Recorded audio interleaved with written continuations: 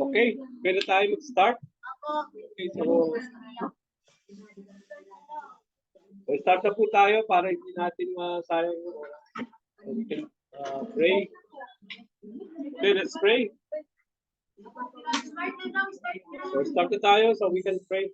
Okay, let's pray. Father, we thank you, Lord, for another time, Ama, na kami po makapag-aral ng mga salita ng Diyos. Dalangin namin, Lord, ang Panginoon ng sa gawain ito, Panginoon, upang patuloy po kami lumalim pa sa aming kaalaman, Lord, yung kapagsunod ng iyong anak na si Jesus. Dalangin namin, Panginoon, ang banal na presensya mo na sa kikilos po sa aming pagkakitnaan. Bigyan mo kami ng pag-unawa, O Lord God, kakayahan para maintindihan po yung aming mga lessons sa ating ito. Pinabalik namin sa iyo, Panginoon, ang lahat ng papulot pa sa salamat ito aming dalangin sa tanging pangalan po ni Jesus. Amen. Okay, we will just go quickly lang po sa recap lang to, very short, and then we will go to question number 1. Okay, dahil last time, di natin na-umpisahan yung question number 1. Tapos yung pinaka-summary nung slides na sinare ko po sa inyo sa introduction, binigay ko po kay Sister Celi yun, naka-PDF siya. So, hingi na lang kayo ng copy sa kanya para dun sa mga introduction na wala po dyan sa inyong mga manual. Okay? Now, although we will not go through all those introduction, pero meron po akong inilagay dito na very important lang sa mga napag-aralan natin last time. Okay, but before we go that, we will go to the different modules na gusto po nating intindihin, especially dun sa mga very new na naka-join po sa ating discipleship training.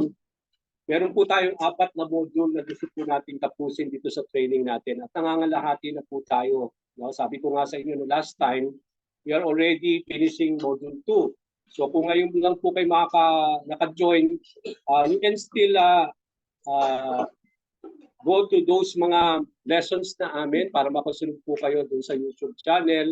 Panoorin niyo po yung mga lessons na pinagdaanan namin dito sa Module 1 at Module 2 para po makasabay po kayo sa ating pong pag-aaral today. Now, ano po ba yung mga module na ito? Sa Module 1, ang ating pong pinag-aaralan is about pursuing Christ. No? It's all about the gospel, tapos repentance and faith, assurance of salvation, abiding in the word, part 1 and part 2, saka prayer. Sa Module 2, ang gusto po natin maintindihan is about how we need to love the Lord.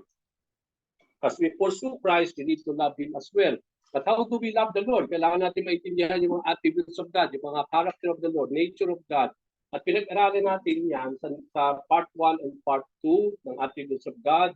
We talk about delighting in the Lord, obeying Jesus, overcoming temptations, walking by the Spirit. Sa Module 3, ang ating pong pag-aaralan is all about cultivating godliness.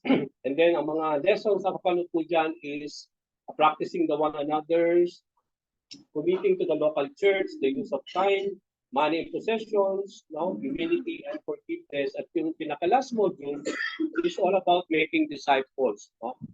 It's all about fasting, spiritual gifts, evangelism, the cause of discipleship, disciples making disciples, saka touching a world vision. So yan po yung pinaka-complete ng ating pong lesson, o yung ating pong training, all about discipleship. It's all about our discipleship training. Okay? Let me just put this.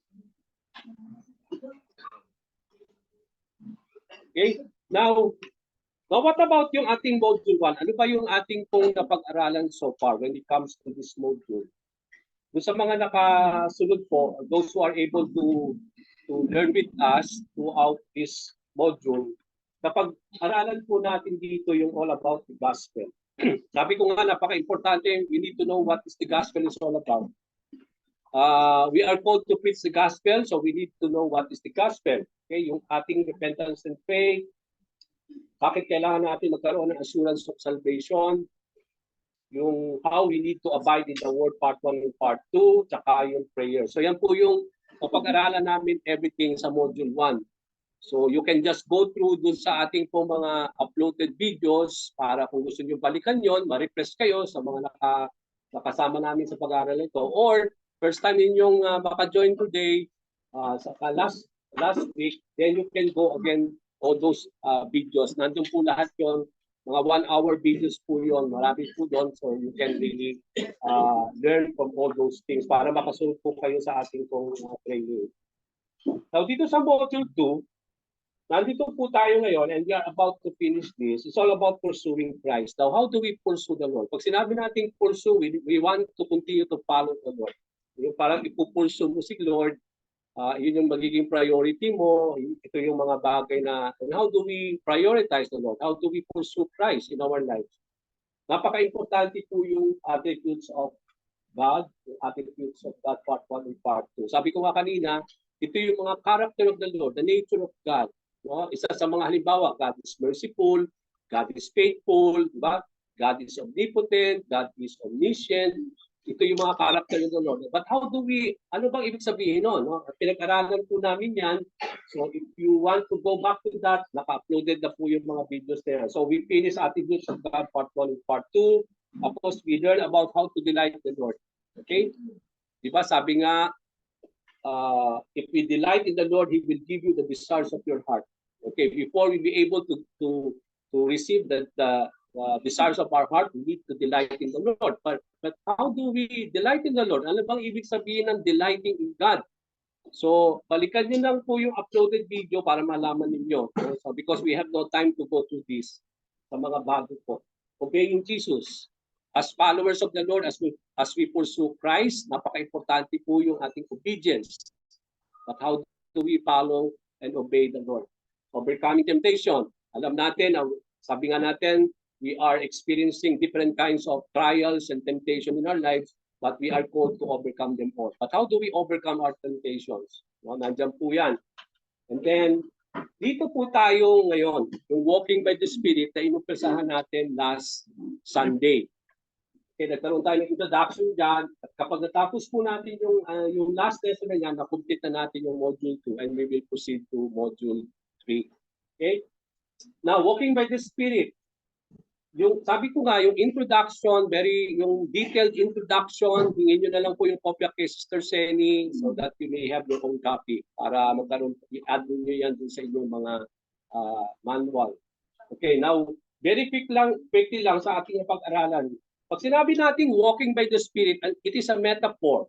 Pag sinabing metaphor, it means you are to live. For example, if you are called to walk according to the ways of the Lord, it means to say you are to live according to the ways of God. So yung walk at live, parang parehas lang yan sa Bible. So when you call, kapag tayo po ay naka-come across ng word na walk, merong mga passages doon na talagang physical walk ang sinasabi doon, pero meron ding mga walk na word in the Bible that it is a metaphor that means to live. Okay, to live. Now, to walk is to live daily, according to the ways of the Lord. Now, the Christian life is a journey and we are to walk on it. Dahil hindi tulad ang ating buhay bilang sa Kristiyano natin na as a journey. So it means you are in a race or you are running or as if you are walking. Okay, so we are to walk and we have to finish our journey. To walk means to live. God's people are called to walk in God's ways rather than walk in the counsel of the wicked. So instead of walking wickedly, we are called to walk according to the ways of God. Okay, napag-aralan po natin yan. Very recap lang po ito, no? Just to refresh ourselves before we go to question number 1. Now, also we learned last week, in the most basic sense, to walk in the Spirit means to live a life that is dependent upon the Spirit power. So, kung very basic na gusto nating maintindihan, kasi inaalam natin, and we are called to walk by the Spirit. In a very simple meaning, to walk by the Spirit is to walk according to the power of the Holy Spirit. It means you need the Holy Spirit to live the Christian life. Without the Holy Spirit, it is impossible to live the Christian life. So, kaya nga, maraming Kristiyano nag-struggle sila sa kanilang mga buhay is because they lack to be empowered, they lack the power of the Holy Spirit in us. Diba, niset nga natin yung ating example last time, yung mga mobile natin, sinacharge natin yan, ayaw natin malobat, Ganun din naman sa buhay natin Kristiyano. Ayaw natin malobat. Ano yung ating charging point? Yung ating banal na Espiritu. We need to be filled with the Holy Spirit para patuloy tayong ma-empowered, fully charged sa mga ginagawa natin sa ating buhay bilang pananampalataya. To walk by the Spirit is the opposite of resisting Him and grieving Him. It is possible that you have the Holy Spirit, sabi ko nga last time, but you are grieving Him. To grieve is that you are not allowing Him to operate in you. Parang sinasakal ninyo ang banal na Espiritu kasi gusto niyang mag-manifest sa'yo, gusto niya na i-empower ka, gusto niya na i-lead ka, pero hindi mo siya hinahayaan. So you are giving Him. Okay? Now, last time, Sister SP, tinanong niya, ano bang ibig sabihin ng grieving? Yung ba yung sinasabi na it is the sin that cannot be forgiven? No, hindi po yun. Yung sin na sinabi ni Jesus Christ that cannot be forgiven is yung blasphemy when we talk about the Holy Spirit. Yung blasphemy. Ano yung context nun? Di ba yung context nun when Jesus Christ performed, when He removed the unclean spirit over a person, sinabi ng mga Pariseo, bakit nakakapaglaya siya ng mga masamang espiritu? Kasi yung espiritu na nanahan daw kay Lord ay yung spirit of Beelzebul. Beelzebul is an evil spirit. No? So beduda sila, kaya raw nakakapaglaya siya ng mga masamang espiritu kasi yung espiritu daw na nag-ooperate sa kanya ay yung spirit, hindi ang espiritu ng Diyos, kundi yung espiritu ng kadiliman, ng Beelzebul or a different God. Okay? Now, kaya nga sinabi ni Lord, no? Kaya nga dito makikita natin that we can enter also into the sin of blasphemy of the Holy Spirit. Yung para bang hindi tayo naniniwala o meron tayong parang we are denying or we are doubting the power of the Holy Spirit. At yun daw sabi ni Jesus Christ. Sabi nga natin dito, anything that can be forgiven by the Lord, but the only sin that cannot be forgiven by God is yung pag may duda tayo sa kakayahan ng banal na Espiritu ng Diyos. Yung parang pinagdududahan natin yung kapangyarihan ng Panginoon na talagang kapangyarihan ni Lord yon, but then you are denying it and you are really doubting about it. Okay, so yun yung blasphemy of the Holy Spirit. Yun po yung cannot be forgiven by God. Okay? Now, sabi dito, to walk in the Spirit is opposite of resisting Him and grieving Him. So if you don't want to grieve the Holy Spirit, then we need to walk. We need to live according to the Spirit of God. Okay, now let's go now to your question number 1. I hope you have studied this beforehand at meron tayong mga proper understanding. So, mapapabilis po yung ating pong mga pag-aaral kung nag-aaral kayo in advance. Para pagpunta natin dito every Sunday, mapapabilis po yung ating training. Okay, so akin, supplement na lang, karagdagan na lang ibibigay ko sa yung mga sagot. Okay, dahil yun naman mga sagot natin, nandyan naman talaga sa verse. Kung iintindihin ninyo lahat yung mga passages na yan, nandyan din po lahat yung mga kasagutan. Hindi kayo maghahanap ng saan pa man. Okay, nandyan lang yun. So you need just to understand the passages for you to answer all the questions. Okay, now, let's go to Galatians chapter 5, 16 to 24. At meron po tayo mga 6 na katanungan dito. What do we need to do in order to avoid carrying out the desires of the flesh? Ano daw ang kailangan natin gawin para ma-avoid natin yung fulfilling or gratifying the desire of the sinful flesh? Another question that kailangan natin maintindihan sa passage na ito, does our flesh desire the same thing as of the Holy Spirit? Yung ba inaasam ng banal na Espiritu ay yun din ba ang desire ng kita ng laman o the sinful flesh? Tingnan natin. I-summarize daw natin sa pamamagitan ng ating sariling words. Ano yung pinuproduce ng kita ng laman sa atin? Okay? Now, another question that we need to understand, what does the Spirit produce in our lives? Ano daw ang pinuproduce ng banal na Espiritu sa inyo? At the same time, what do you think it means to live by the Spirit? Okay? And then last question, what do those who have been made alive spiritually by the work of the Spirit need to do? Okay? Now, let's go now to your Bible. So maganda, may mga notebook kayo, nagja-jot kayo, may manual, dapat tatapiin niyo yung Bible niyo kasi we will go to all those verses. Okay, now let's go to Galatians 5:16 to 24. Sino gusto magbasa? Kasi maliit po yung natin, mas maganda basahin. Okay, sige. Hallelujah. So I say, walk by the Spirit, and you will not gratify the desires of the flesh. For the flesh desires what is contrary to the Spirit, and the Spirit what is contrary to the flesh. They are in conflict with each other, so that you are not to do whatever you want. But if you are led by the Spirit, you are not under the law.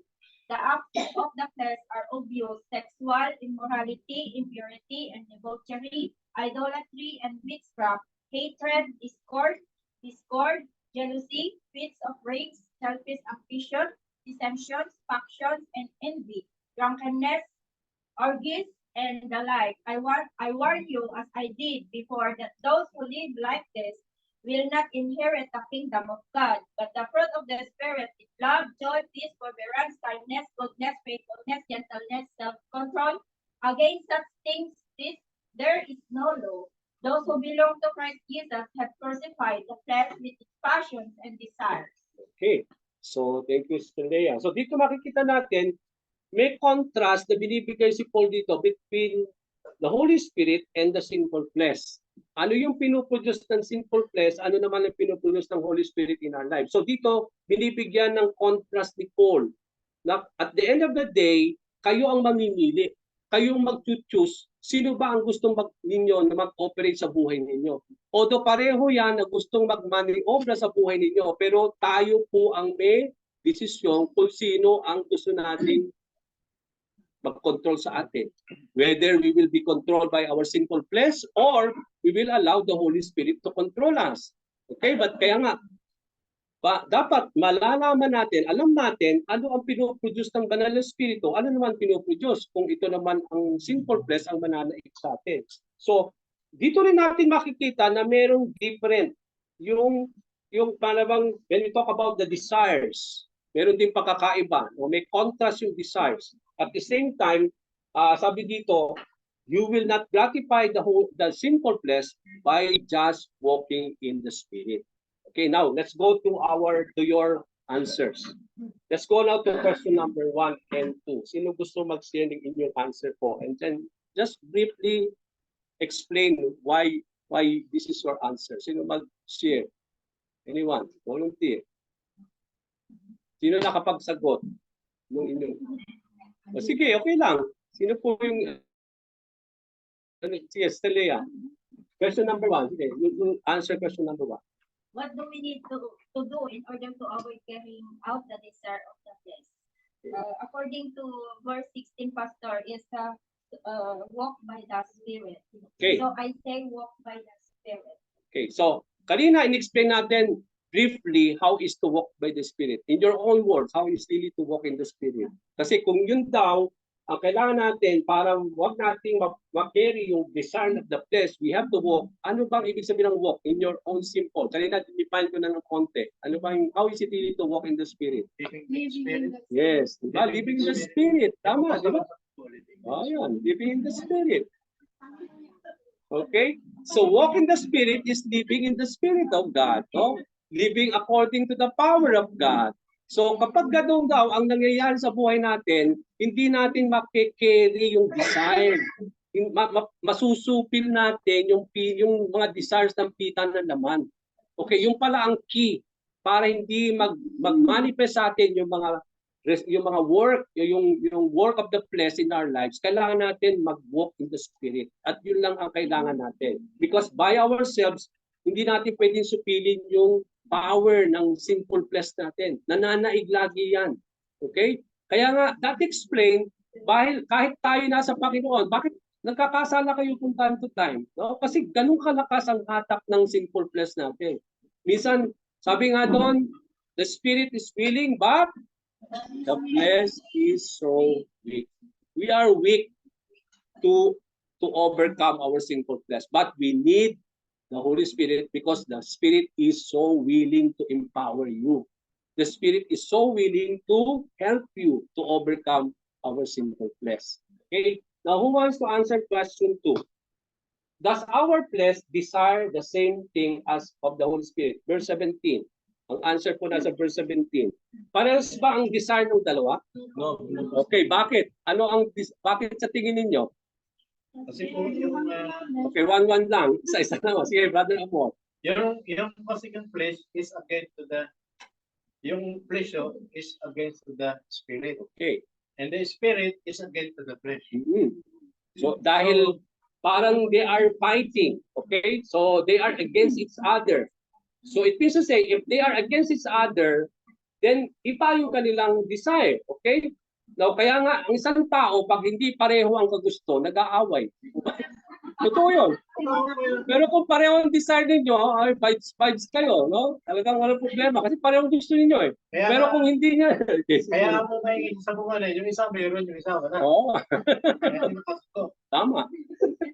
Eh, dito, tama yun, no? Kasi yung desire ng spirito, kakaiba sa desire ng flesh. Kaya maglalaban sila. Pero kung pareho silang pareho ng gusto, hindi magiging vibe sila, no? Body-body sila. Pero hindi yun eh. Okay, so it means to say, the desire of the Holy Spirit is not the same desire of the sinful flesh. Okay? Now, let's go to question number. Okay, yung sagot natin, we did just to walk by the Spirit, and then no, the desires of the flesh and the Spirit are in opposition to one another. Sabi nga ni Brother Mo, they are against each other. Okay? They are opposite. Kaya yung opposite, they are also opposite of desires. Okay? Now, let's go to question number 3. Summarize in your words what the flesh produce in our life. Ano daw ang pinoproduce ng flesh in your own words, base sa verses 19 to 21.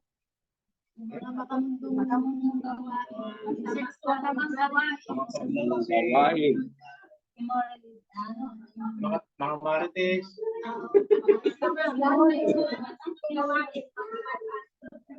So, marami, no? Maraming binanggit dyan. Alin-alin dyan. Tingnan nyo po, ha?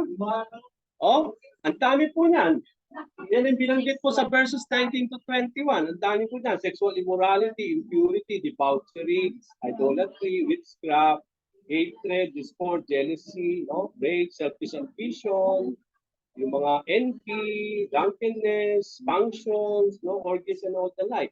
So these are, sabi nga, na ang pinuproduce ng pita ng laman natin ay ito. Kaya kapag ang pita ng laman ang nananaig sa atin over the Holy Spirit, ang nagmamanifest po yan, ay yan po ang lalabas sa buhay ng isang tao. Kitang-kita natin yan sa isang taong walang Kristo. Kitang-kita natin yan sa isang taong wala sa Panginoon Diyos, na wala ang banal na Espiritu sa kanila. Yan po yung nagmamanifest sa mga unbeliever na nakikita natin. Very present po yan. Okay? But then, let us also understand, mga kapatid, na itong sinusulatan ni Paul ay hindi po mga unbeliever. He is reminding the believers in Galatia, and he's reminding them that you need still to continue to walk by the Spirit kasi nandyan pa rin yung pita na naman sa atin. Okay? Come to think of that, mga Kristiyano tayo, nandito yung banal na Espiritu, pero hindi mo hinahayaan yung banal na Espiritu manaig sa iyo. So, ang mananaig talaga, ito pa rin. Okay? Kaya may mga Kristiyano that they fall to sexual immorality, pero they are already Christians. Okay? Mayroong mga Kristiyano na nanon pa rin yung envy, yung hatred, no? Yung mga madaling magalit, okay? Nandun yung hatred. No? Nandun yung faction, yung mga selfish ambition. No? So it is still possible na tayo mga Kristiyano magkaroon dito. Kung hayaan mo ang pita ng laman na manaig sa'yo. Okay? But then, para masupil ito, you have to walk again by the Spirit of God. Okay, so dito, flesh produces different conceivable varieties of sin. Different kinds of sins. No? Hindi pa nga tapos yan eh. And the like eh. So, go on and go on yan. Kung iisa-isay natin, mahaba yung listahan na yan. Pero pinutol na lang ni Paul, kagaya ng mga ito. So, marami pa na hindi niya binanggit dyan. Okay, now, let's go now to the next question. What does the Spirit naman produce in your life? Kanina, pinag-aralan natin ang pinuproduce ng flesh sa atin. Ngayon, compare naman sa Spirit of the Lord. Anong pinuproduce niyan sa atin? Okay, now what is the fruit of the Spirit? Spirit. Joy, peace, patience, kindness, content, gentleness, faithfulness, and self-control. Okay. Good. Alam natin. Now, Oh. So, yan, love, joy, peace, forbearance, kindness, goodness, faithfulness, gentleness, and self-control. Now, kung pag-aaralan natin ito, kaninong karakter yan? Character of the Lord, di ba? Yan yung character ni Lord. Yan ang pinuproduce ng banal na spirito sa inyo. Yan yung pinuproduce niya sa atin. Kaya kapag nananaig ang banal na spirito, okay, ang nananaig is yung spirit of love, the spirit of peace, okay, yung forbearance, no? Yung patience is forbearance, no? Kindness, yung spirit of goodness, yung faithfulness, gentleness, and self-control. So, the more we need this, the Holy Spirit. Kasi kailangan natin lahat yung character na yan, yung qualities na yan sa buhay natin. And it can only happen in you when you have the Holy Spirit in you. And you know how to walk in the Spirit of God. Okay?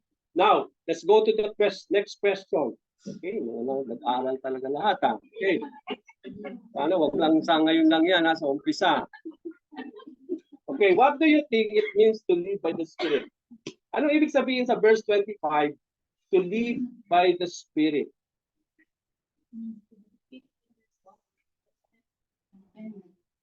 Sige, basahin ninyo. Wala namang pong, huwag kayong mahiya doon sa sinagutan nyo. Wala pong mali at tama na nagpapagalingan po tayo dito. Let's share your what is your answer. Sige lang, Sister Estrella. Hindi mo makita yung sinulat ko.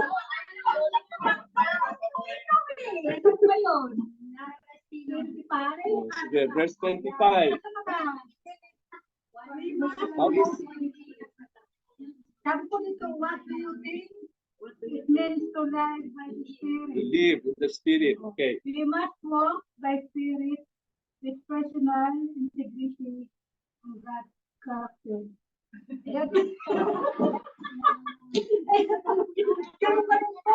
Sige lang, sino pasahin mo lang? Godly character. Basahin mo na. Godly character, okay? Ayun lang po.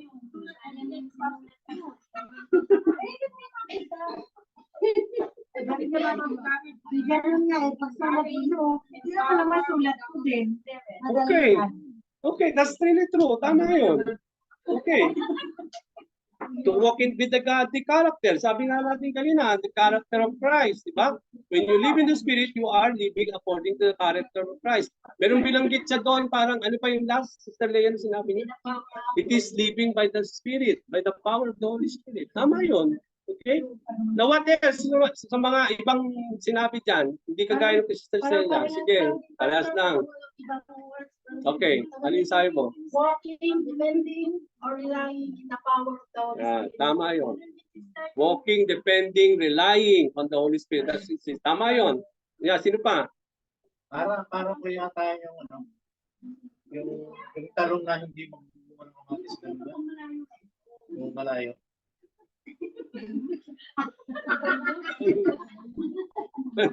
Ano yun? Sabi mo, yung talong mamumuhay ng kamatis. Kasi pinapasok ko ako doon sa explanation ng ano yun.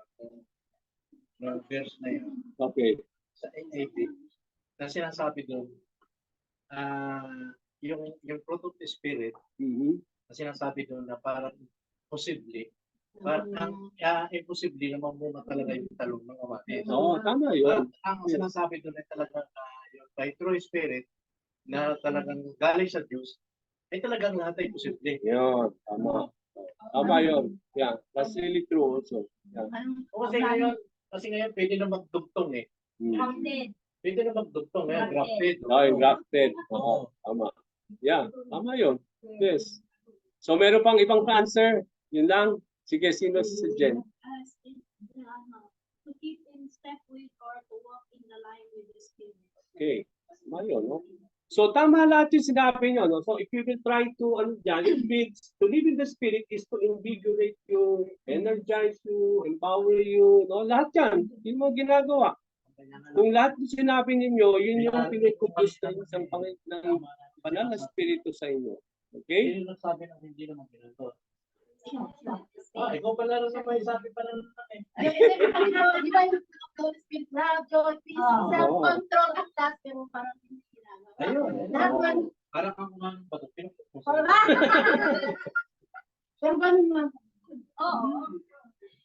So, yun yung to live in the Spirit, marami sa, although hindi lang yan po yan, ang nililimit natin when we talk about the living the Spirit. Lahat yung sinabi ninyo is the same thing, no? The same thing when we live according to the Spirit of the Lord. Even, sabi nyo, reliance, dependence upon the Spirit. Tama yun, no? When you are empowered, no?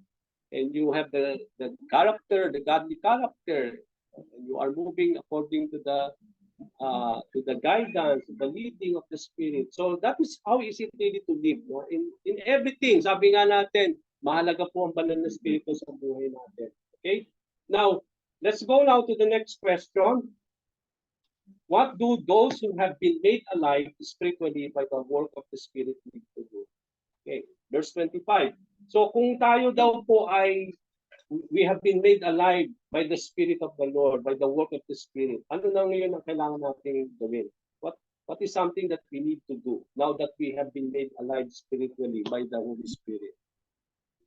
By the leading and guidance of the Spirit. Okay, what else?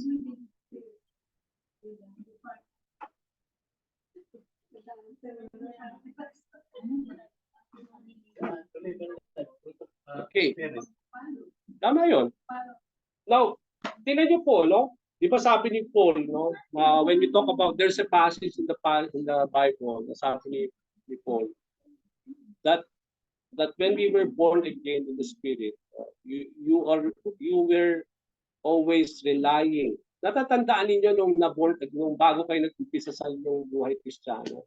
Mainit na kayo, maalam na alam kayo sa gawain, sa pag-attend, sa pagbabasa ng Bible, sa prayer. Di ba nag-umpisa tayo ganyan, naranasan siguro niya.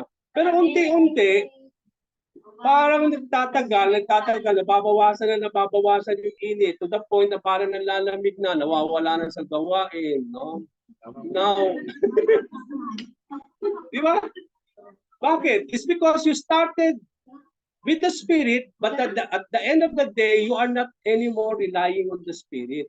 Noong una, mainit tayo kasi nagdidepende kayo. Pero unti-unti, parang nagdidepende na ulit tayo sa sarili natin. No? At para bang, so, sabi nga natin, when we answer this question, is that they need to walk by the Spirit still. Okay? Now that we have been made alive in the Spirit, the more we need the Holy Spirit in you. Kasi hindi magiging mas madali talaga. Okay? Mas lalong batindi kapag nakakilala kayo kay Lord. Maraming hatak talaga. No? And that explains bakit sometimes nawawala na tayo sa gawain. Okay? Compare naman ng mga unang panahon, nandun ka lagi. Naghahanap ka lagi ng gawain. To the point ngayon, parang hindi ko po sinasabi ito na ngayon, nagmamadali lagi. Okay, I'm not saying that because sometimes, yung marami tayong inaasikaso, sometimes nababawasan po yung business natin. Sometimes nawawala na yung ating time para magpatuloy, mag-alab yung ating buhay. And sometimes, sometimes na ito po ay nagkukulang tayo. So they need to walk by the Spirit to order their lives according to the will and power of the Spirit. Noong una, we are relying according to the will and the power of the Spirit. Pero unti-unti kapag tayo po ay tumatagal na sa ating walk with the Lord, para bang nababawasan na yung dependence natin sa banal na Espiritu. Parang nauulit na naman na parang nadidepende na tayo uli sa ating mga sarili na tayo. Sa mga po yung na-expire. Okay. Na-expire. Nalulubat. Yeah. Okay, that's true. Kaya nga sabi ko nga, if you know how to charge yourself continuously, yun po yung key dyan. Marunong kang feel, no? Kailangan natin ma-empower, ma-feel lagi ng banal na Espiritu. Para nga sabi ko nga, para fully charged tayo, hindi kayo parang nanlalamig, no? Para bang yung liwanag ninyo, parang konti na lang, mawawala na. Okay, but sabi nga doon, you need to be light in the world. Paano ka magiging light the world? Yung light mo parang nipisik-pitik na gano'n lang. How can you be light of the world? Parang kumikutitap na lang. No? Hindi na permanente, hindi na maalab yung liwanag. And how can we do that? Charge yourself again in the Spirit. No? I-charge natin muli ang sarili natin para maalab tayo muli. Upang ang ating liwanag talagang nagliliwanag. Okay, now, And that is how it's really to be by the Spirit of the Lord. Okay, now, anything you need to add on this? Before we go to question number 2, maintindihan po natin how is it really to live in the Spirit, ano yung desires of the Spirit, ano yung pinuproduce. Okay, nalaman po natin yan. Let's go now to question number 2. Okay, Galatians 6:8. What will happen if we sow to our own flesh? What will happen if we sow to the Spirit? What do you think it means to sow to the Spirit? Okay, tatlong question based on Galatians 6 verse 8. Okay, now, before we go to this thing, ang sabi po sa Galatians 6 verse 8, who wants to read this? Galatians 6:8. Ang nagtatanim Oh, upang bigyan maganda, kasiyahan. Ayan, maganda. Maganda mo, Tagalog. Sige. Ang nagtatanim upang bigyan kasiyahan ang kasunampitan ng laman mula rin sa laman, pag-aani ng kapamakan. Ang nagtatanim upang bigyan kasiyahan ang Espiritu mula rin sa Espiritu, mag-aani ng walang hanggang buhay. Okay. So ang word na so na ginamit dyan, no, sa Tagalog is yung nagtatanim. Okay? So sa buhay pala natin, para nagtatanim kayo.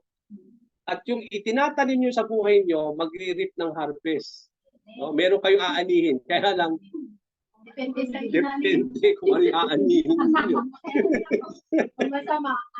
O, ani kayo nang hindi maganda. Pag nagtanim ng ospili, hindi may barita. Oo, tama. Kung ano ang ginamit siya. Aanihin. Kung anong Okay. puno siyang Isang bunga. bunga. Tama. Kaya tama yung sinasabing hindi pwedeng talong tapos kamatis. Okay, nagtanim ka ng talong, kamatis ang lumalabas. No? Okay, so parang hindi yun. So here, kung babalik tayo sa question natin, to sow, binigyan dito ng parang metaphor na parang sinabi ni Paul, when you sow, pag nagtatanim tayo according to the flesh, may aanihin tayo. Pag nagtanim kayo according to the Spirit, meron din aanihin. So parang binigyan niya ng metaphor dito na sa ating buhay, parang nagtatanim. Okay, di ba? Bago ka umani, merong mga bagay na dapat mong gawin para makaani ka. Di ba? Kunyari, sino yung mga galing sa pamilya ng mga magsasaka, na mga talaga, maintindihan niyo yung sinasabi ko sa inyo. Hindi ganun kadali. Okay, you look forward dun sa harvest, pero maraming ginagawa muna yung magsasaka doon. Simula sa Mahirap. Oo, di ba? prepare na lang, prepare na Oo, marami. Okay. Tapos meron ding mga hindrances na pwedeng yung bagyo, yung mga yung andun yung danger na mawala yung harvest. Saka Kasi po, merong kultura, hindi pa tinatanim, inuutang na. tama yun, may mga ganun niya. Parang nagtanim pa lang, pero na-rip na niya yung Kaya tama rin po yung pagtanim ay hindi biro. Oo, hindi talaga. So, ganun din naman sa atin, no, when we talk about. Kaya, we need to be aware and we need to be careful what we are sowing in our lives. Okay? Yung itinatanim nyo. Para bang ganito yan, mga kapatid. Tingnan nyo po. Sa buhay ng inyong mga anak, sanggol pa lang, tinatamnan ninyo sila ng mga mabuting asal. Pinapakilitan ninyo para yun ay ma-harvest nila paglaki. Pero come to think naman, ang tinatanim mo sa isip nila, sinuso ninyo, yung tinatanim niyo, yung pag-aaway ninyo mag-asawa, anong matututunan nila doon na hindi maganda? Na maganda. Okay? Di ba? Kaya dapat, when it comes to your children, nag-i-invest kayo sa buhay nila. Kaya, ang itanim ninyo sa kanila yung mga gandang bagay.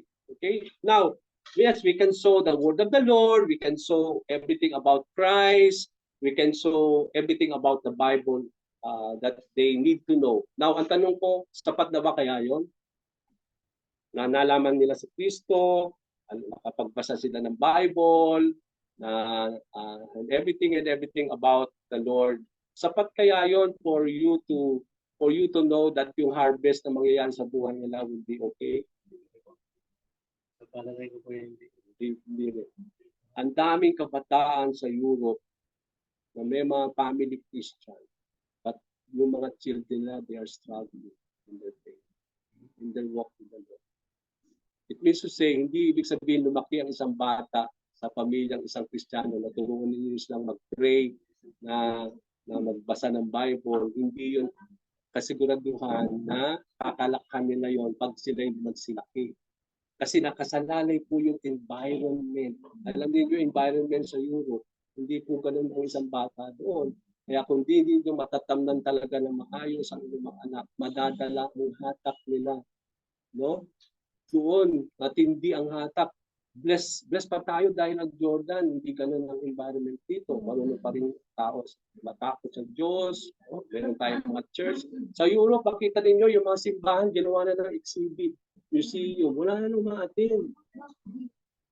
Oo, yung mga nakapunta sa sa marami sila nagpupunta sa iba't ibang lugar. Yung mga church doon, walang laman.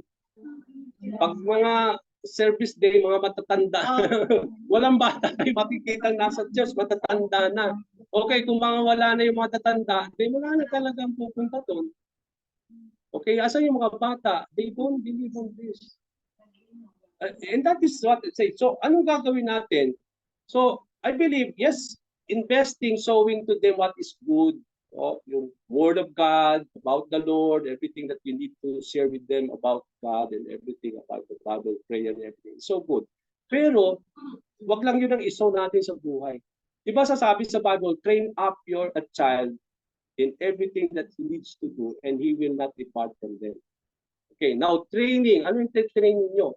Training nyo silang magluto. I-training nyo silang maglinis. I-training nyo silang magsaing. Kasi kung hindi nyo tinuruan yan, paano mabubuhay yan sa sarili nila? Magdedepende yan sa iba't ibang bagay. So, turuan niyo silang how to manage their lives. Turuan niyo silang mag-prioritize. Turuan niyo sila na how to deal with their problem. Turuan niyo sila sa mga pain na kanilang pinagdadaanan. Kasi doon lang natin sila ipiprepare. Dahil ito talaga ang buhay. Hindi sapat lang alam nila si Lord.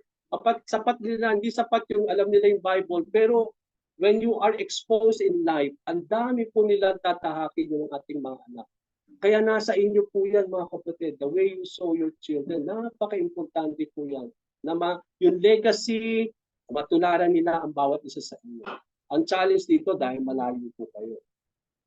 At sino po yung gumagabay sa inyong mga anak sa Pilipinas. Yun lang po yung challenge.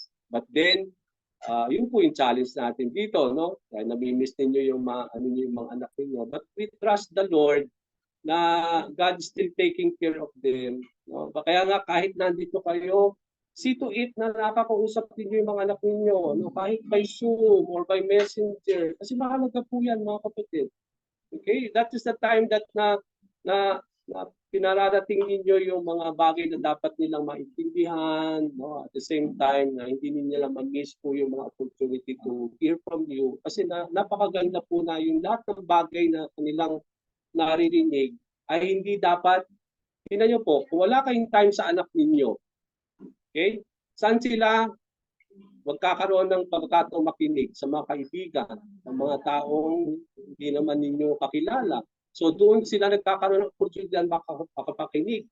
Imbes na kayo dapat ang marinig nila. Okay? So tayo po ang binigyan ng pagkakataon to prepare our children's lives, no? Especially in the future. So magtanim po tayo sa kanilang mga buhay and everything. Now, go back to our question. What will happen kapag nagtatanim tayo according to our flesh? Ano tingin niyo aanihin ninyo? Destruction. Yes, that is corruption that will lead to destruction. Okay? Maging corrupt tayo. And that corruption will lead to destruction. Sabi doon sa ating Galatians 6:8. Okay, what naman kung ang tinatanim mo sa buhay mo ay yung according to the Spirit? Yes. We will reap. Okay? Now, saan pa tayo? Ito, contrast na naman. So, sino mamimili? Ano pipiliin ninyo? It's up to you now. If you want, kung magtanim ka na hindi tama, and then, huwag ka magreklamo. You will be destroyed. Ikaw may kasalanan. Ikaw namili nun eh. Ikaw din ang may kasalanan, mga kapatid. Huwag sisihin ng Diyos. Huwag sisihin ni Lord. Kasi binigyan tayo ni contrast ni God. At binigyan din kayo ng free will to choose. Hindi yung dapat, okay, sunod-sunuran lang kayo, ginawa kayong mga na wala kayong binigyan ng free will. Kung ano sinabi ni Lord, sunod-sunuran lang tayo. Pero hindi rin namang maganda yun. No? Kung tayo sunod-sunuran si Lord. Kasi yung pagsunod mo, parang obligado ka lang dahil kailangan mo sumunod. Pero hindi yun dahil kusa mong gustong gawin dahil sa pagmamahal mo sa Kanya. Kaya maganda yung may free will. No? Yung may kusang loob ka dahil alam mong ang Diyos ay mabuti sa'yo, you still choose out of everything to follow the Lord, no? To live according to the Spirit, because when you sow according to your Spirit, it will lead to eternal life. Okay, so parehas ba, Pastor, Dan yung sinabi na kung ano yung ginawa mo, ganun yung gawin sa'yo? Ano yun? Hindi. Di ba sinuntok kita? Hindi ko kung ano yung ginawa mo, kung ano yung ginawa mo. okay. Ano yan? Oo. Sinuntok kita, ano ba gawin sa akin? Parang gano'n. Ano ba gawin sa akin?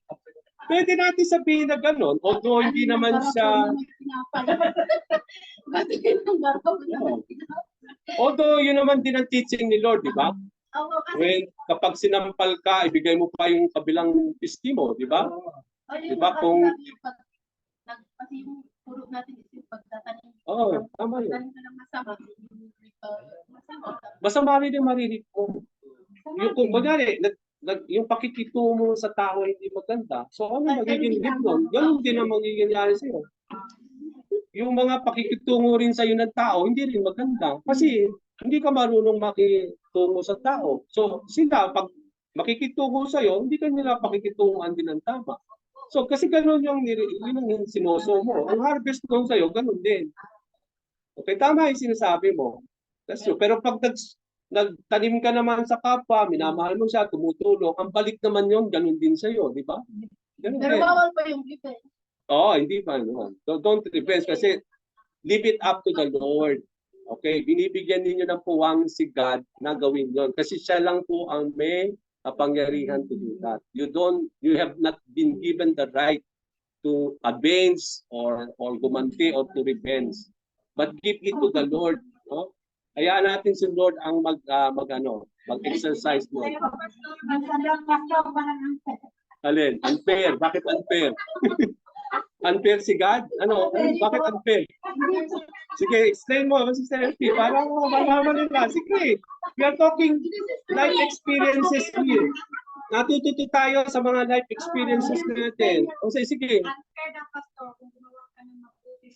Tapos yung balik. Expect it also to that. Di ba sabi nga, eto, tingnan nyo yung mga tinatanim nating maganda, kapag yun ay pinabahagi mo sa isang taong maayos, yun talagang Kristiyano din, ang balik doon talagang ganun din. Pero asahan mo na kapag ikaw ay nagtanim ng maayos sa isang taong hindi talaga nasa Panginoon, don't expect talaga na yun ay bibenta sa iyo. Maaring ang dating nun sa iyo, baka masama ka pa sa kanya. Okay? Sabihin mo, ba't nakikialam ka sa buhay ko? No? Sabihin, di ba? Ino-offer mo na ipag-pray siya or tulungan mo siya sa kanyang mga pinagdadaanan. Sabihin yun, hindi nga pa appreciate yun. Kasi parang pinangungunahan mo siya, pinakikialam mo siya. Okay? Kasi sila yung mga hindi nakakaintindi. Kaya sasabihin nun sa'yo, hindi na ma-appreciate yung kahit mga magagandang bagay na ito. Kasi sa kanila, parang pinakikialaman mo sila sa buhay nila. Okay, so, although maganda yung intention mo, but for them, hindi maganda yon. Okay, so, maintindihan natin kasi ganun yung pamamaraan dito sa mundo. No? But, na-experience naman natin na kapag gano'n naman, inside the church, sinusuklian din naman ng talagang may kagandahan din. Okay, but then, sabi nga naman ni Lord,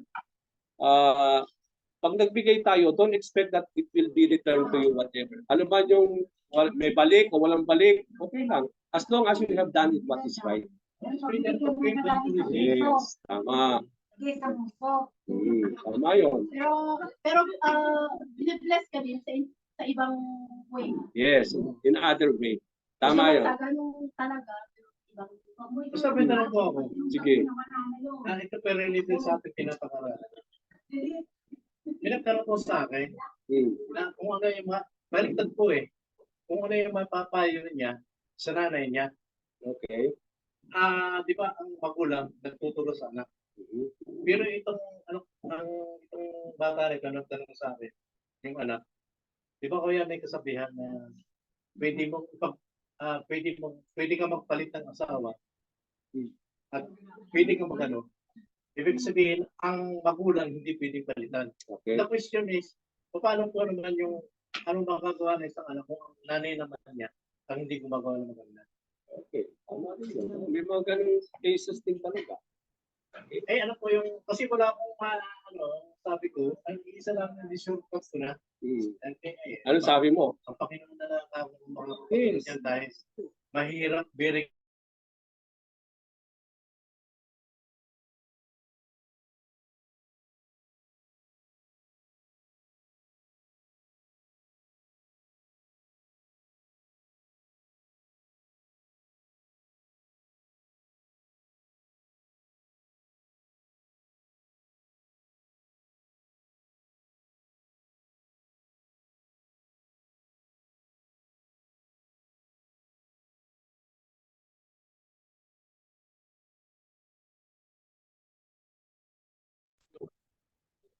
Responsible in you.